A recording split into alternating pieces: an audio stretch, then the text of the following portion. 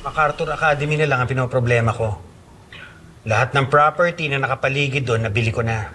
Si Chinchi na lang at ang eskwelahan niya, ang balakid sa planong kasino na gusto kong itayo sa lugar na yon. So, Mr. Mendez, ang gusto mo ba ako ang mag-convince kay Chinchi para mabili mo ang lupa niya? Oo. At ito,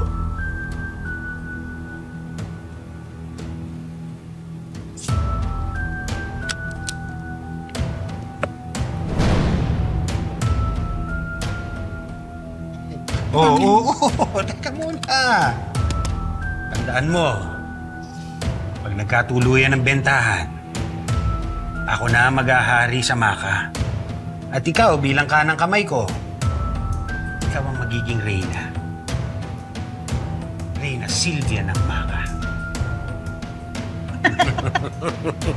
Oo nga, no? Hayaan mo.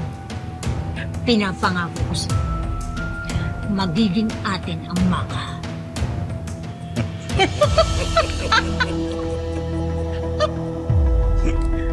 Okay, ha? Sige. Salamat. Salamat din.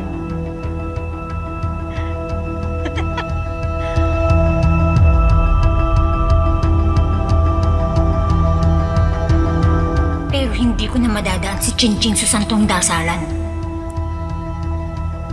Abot langit ang galit sa akin ng bruhang yun.